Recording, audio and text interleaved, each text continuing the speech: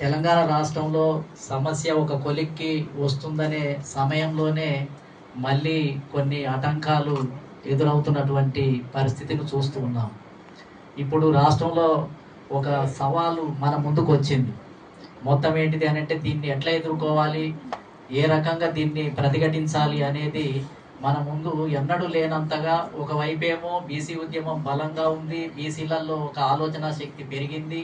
మరొక వైపేమో ప్రభుత్వాలు అనేక రకాలైనటువంటి వైఖరులతోటి ముందుకు వస్తున్నాయి.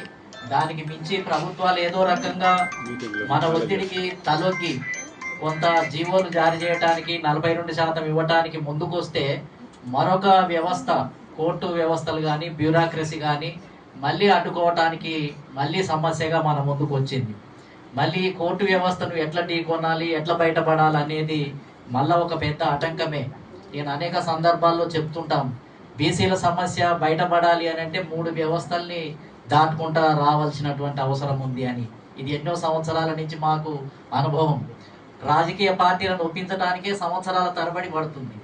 రాజకీయ పార్టీలు ఎట్లా ఒప్పుకున్న తర్వాత దాన్ని జీవ రూపంలో తీసుకొని వస్తే మళ్ళీ కోర్టులు అడ్డుపడుతున్నాయి, ప్రభుత్వాలు అడ్డుపడుతున్నాయి.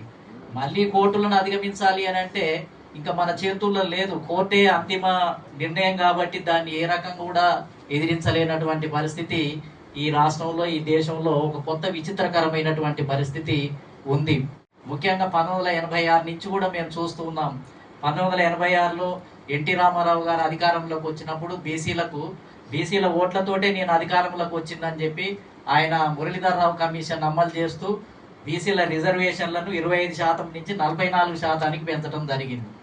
అప్పుడు మళ్ళీ దానికి అనుకూలంగా యాంటీ రిజర్వేషన్ మూవ్మెంట్ వస్తే నేను ఆర్ కృష్ణన్న అందరం కలిసి ప్రో రిజర్వేషన్ మూవ్మెంట్ చేసి సమసంగ్రామ పరిషత్ అనేది ఉస్మానియా యూనివర్సిటీలో ఆర్ట్స్ కాలేజీలో ప్రారంభించి రాష్ట్ర వ్యాప్తంగా బంధులు ఇచ్చి అరెస్టులై, కేసులై, లాఠీ దెబ్బలు తిని పెద్ద ఎత్తున దాన్ని ప్రకటించడం జరిగింది.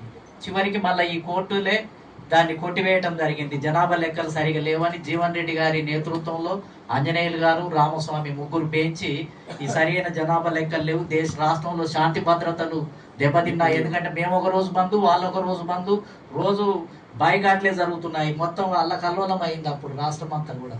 ఇంకా శాంతి భద్రతలు దెబ్బతింటున్నాయని ఒక సాగు కూడా దాంట్లో పెట్టి దాన్ని ఆపివేయటం జరిగింది. మళ్ళీ 25%కే వచ్చేసింది.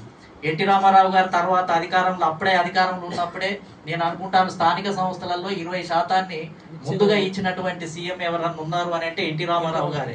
ఆయనకు బీసీల మీద ఒక మంచి అభిప్రాయం ఉండేది. 20% ఇచ్చిన తర్వాతనే కోట్ల విజయభాస్కర్ రెడ్డి కాంగ్రెస్ ప్రభుత్వం తర్వాత మళ్ళీ 33%